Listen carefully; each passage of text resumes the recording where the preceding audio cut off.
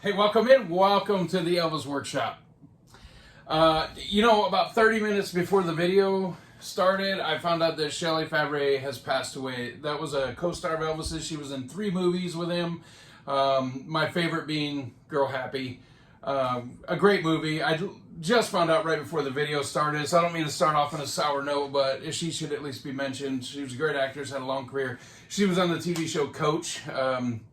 Yeah, what a life, Shelley Fabre. So, I can't really, not much to say, just sad to hear of her passing just before I started the video. So speaking of the video, let's try to get onto the video. So this, I mentioned in my last video, so this is not my specialty. I will admit that I have certain things that I'm really not good at. A lot of people can point out a lot of things I'm not good at, Warren.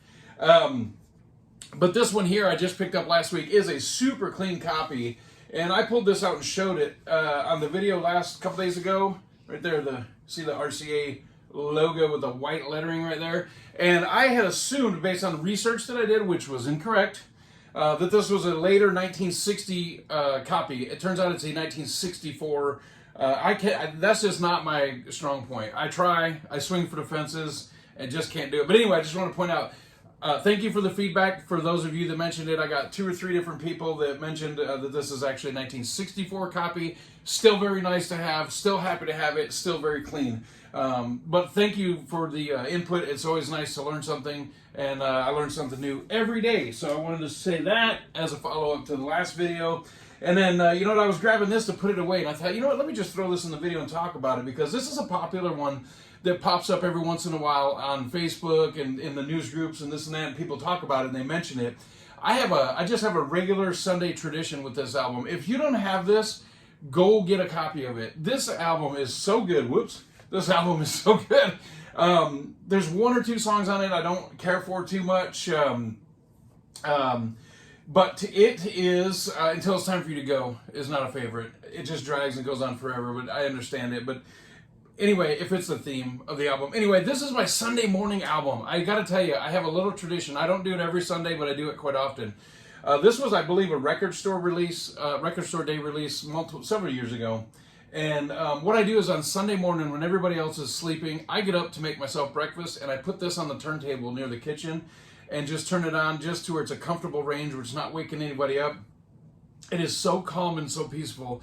And it is just a joy. Some of these records I buy, I have to admit that I do have several albums that I bought, various artists, that I bought just because I wanted to have them. I've never even played them. This is a regular rotation release. This thing gets played quite a bit. I really, really enjoy it.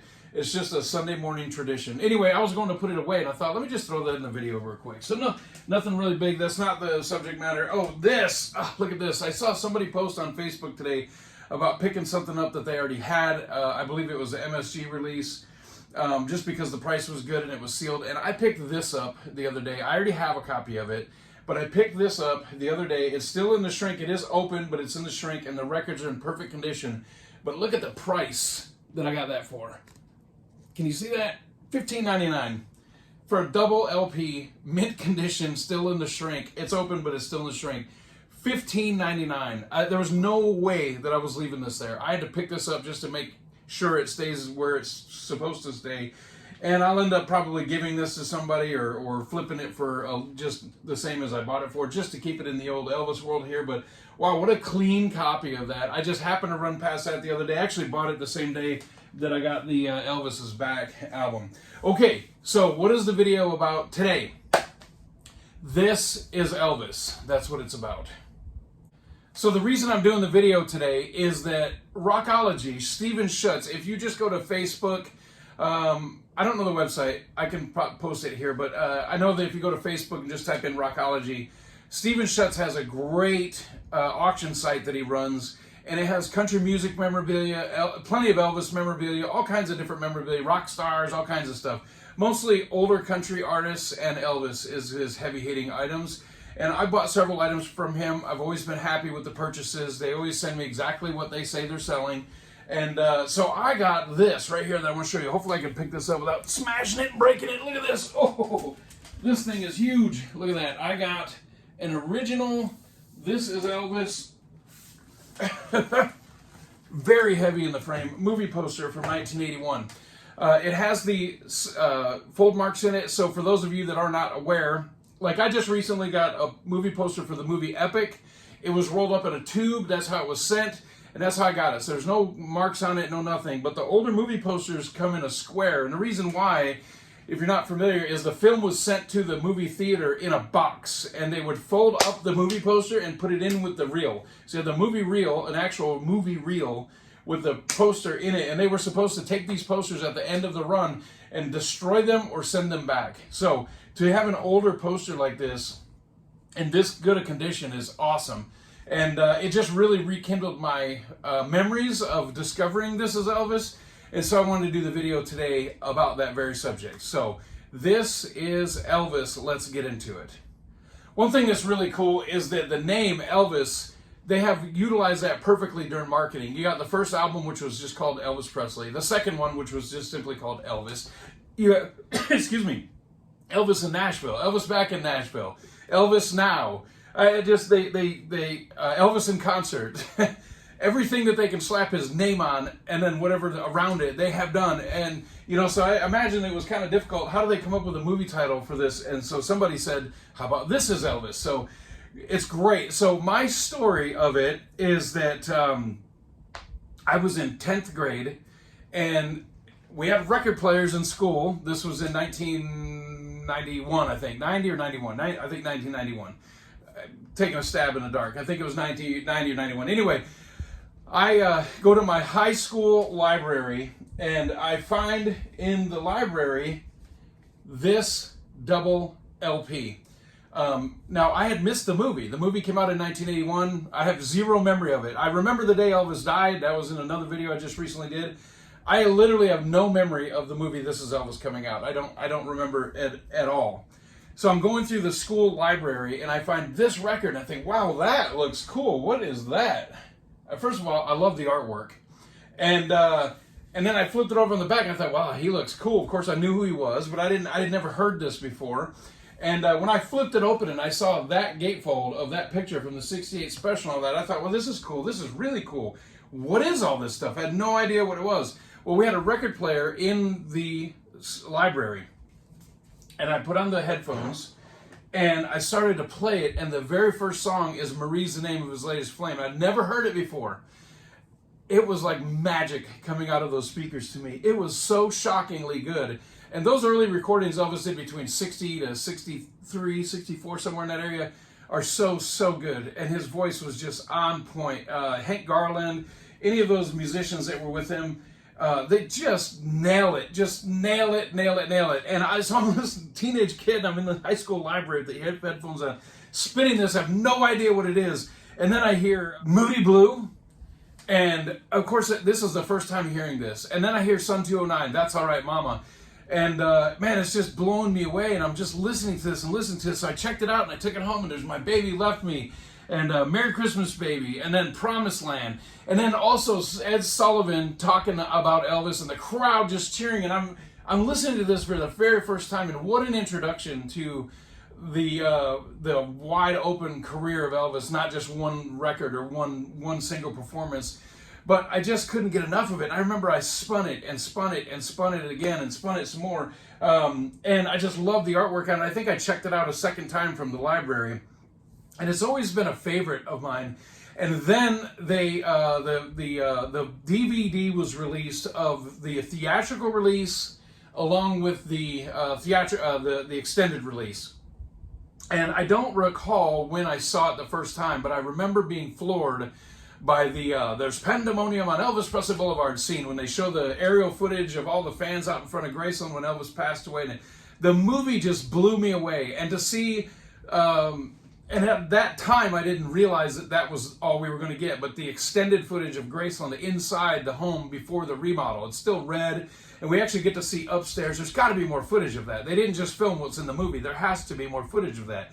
But I'm watching that and I think, wow, this is incredible. And then the Promised Land montage where they're showing Elvis on tour, running in and out of buildings, and the road just zipping by, and the buses and all the airplanes and stuff. And it just floored me. And it really went a long way in making me the Elvis fan that I am today. That documentary was done up so right. There's a couple little things that are kind of goofed up with it, but not much. And man, it just went so far. And then you get to the end, and they have the My Way montage, not montage, the song with the performances. They show earlier clips of him and then go back to the song. It's not a montage. But anyway, watching that, and the extended version is different. They kind of take the emotion out of it by changing the songs up. But the My Way performance, when you, as in me, as a young fan at that age, not realizing Elvis's end quite that way, and then seeing that footage, it was shocking, and it was so emotional, so sad to see that. And the scene where they show Elvis and he's singing from Rapid City, and then there's the younger him, and he goes like this, and then they clip back to him how he looked in '77. It's eye-opening, it's shocking. And wow, that movie, it just really, really hits. And you know, there's a couple other things too. This was also the first exposure I had to 60-Minute Man and also Rocket 88. And I have up here behind my protein drink, I have a little protein drink right here, is I have an original 78 from 1951 of Rocket 88. I've gone over this before on the channel. This song was in the movie Stand By Me, but it was also in the movie This Is Elvis. And it was the first time I heard Rocket 88 that I can remember. And then again, like I said, later on, I saw it in the movie Stand By Me, and that song just hits with me. And I thought, wow, that's really good. That's really good. And then 60-Minute Man by Billy Ward and his Dominoes, when Elvis is, the teenage Elvis is shown with, you know, by an actor, David. He's shown walking around Memphis and interacting with people. And those scenes just really hit with me, just really resonated with me. And I just really loved the movie This Is Elvis. Now, so when I'm first getting into the FTD records, the CDs and records, I didn't really understand what FTD was at the time. That was my own naivety. I was naive. I was younger, and man, I just didn't understand the scope of what FTD was. I remember when the FTD release of this came out on CD, and I thought, well, what the hell do I need that for? I already have it. They're just reissuing stuff just in a cardboard box, and I thought instead of a regular standard jewel case, they're putting it out in a cardboard. But I didn't think there was anything extra on it. I didn't really look into it that much, and I thought, why would I just buy that just to buy it? I already have it. I'm happy with it. I have the CD already. What do I need another CD of the same exact thing? So I didn't get it. It was one of the earliest FTDs that came out. I don't know which number. I could look it up, but it isn't worth it. Anyway, I didn't buy it. I passed on it. It is now one of the hardest, most difficult FTDs to get. I looked it up on eBay. Yeah, so like I was saying, I don't have it. There's no way. There's no way. My hope is that they do a repressing of it and reissue it and get it out there again. But I missed it because it was one of the early ones, and I thought it was redundant. I didn't need it. Wow. I had somebody just the other day asking about an FTD release, and he said, Aaron is his name, and he said, are these things worth getting? Is the market value there? And I said, well, the market value is determined by the secondary market, you know, what people are willing to pay for it. And so he bought the disc anyway. He was going to buy it anyway. But anyway, it made me think about This Is Elvis. And so I went and looked on eBay.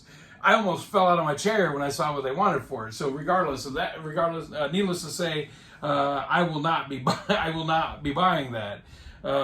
Anyway, so let me go over quickly the inside artwork. So I read online that there may have been an insert that came with this record, but it's not true. It's actually just the album sleeves have artwork on them. So you can see coming back from Germany and the fake recording session where there was a rehearsal or whatever they did to just make video for the movie Elvis on Tour, where Elvis is singing Separate Ways and Always in My Mind and some other stuff. So, and then I showed you earlier the gatefold and the back and all that. But man, I remember how magical it was to pick this up and go, what is this?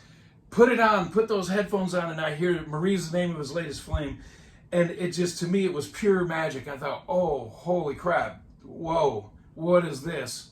And so I've always had a special place in my heart for This Is Elvis. I love the movie. So I saw recently Rockology was having an auction, and one of the items was the original poster for This Is Elvis. And I actually thought, do I need a poster with Elvis's face this big staring at me? But I have a great spot for it where it won't be so in your face, literally, that it will work. So it won't be so intrusive when you see it. But I did almost pass on it because I thought the poster is too big, too much, just a humongous picture of Elvis' face. But I just love the poster, and I have such great memories of discovering the movie This Is Elvis. And again, I got the double LP first, then I saw the movie. And man, when they're doing Moody Blue and they show the thing going through the hotel with all the stage outfits and stuff, which I know wasn't reality. He didn't have all those stage outfits with him at the time. But to just see that, and to see the footage of the fans out in front of Graceland talking when he had passed away, and all that it was so striking. It just hits you right upside the head. And I just have really, really fond memories of This Is Elvis. And it's sad because they've done other documentaries since then, like The Searcher and other things, and they just don't hit as hard as This Is Elvis hit. And so there's just something about it. You know, the fact that they show the Stutz Blackhawk driving through the real gates of Graceland to open the movie, and the actor comes in the back, Ral Donner comes in the back of Graceland, and it's the real house, it's the real Graceland, and he goes upstairs, and you know, it's striking to see that, and they would just never do that to this day. And the whole place has been remodeled to the whole Elvis. It's like Elvis left and never came back. No, it's been completely remodeled. But in the movie, it's still exactly how it was when Elvis was alive. And it was only a few years after he passed. But that movie just left such an indelible mark on me that I've always had such a really close connection to it. I love the soundtrack. I was a fool for not picking up the FTD CD. I hope they repress it. But anyway, I wanted to do a video about it today because I got that poster. I'm always looking for good content. So tell me about your memories of This Is Elvis or other Elvis documentaries similar to This Is Elvis. How did you discover This Is Elvis? Was it the soundtrack or the movie or both? What are your memories of it? Did you see it in the movie theater? What was your memory of the movie This Is Elvis? I absolutely love this movie. Cannot get enough of it. And I think what I'm going to do is I'm going to stop the video and go watch it. Or maybe I'll watch Epic. All right, I hope you like this video.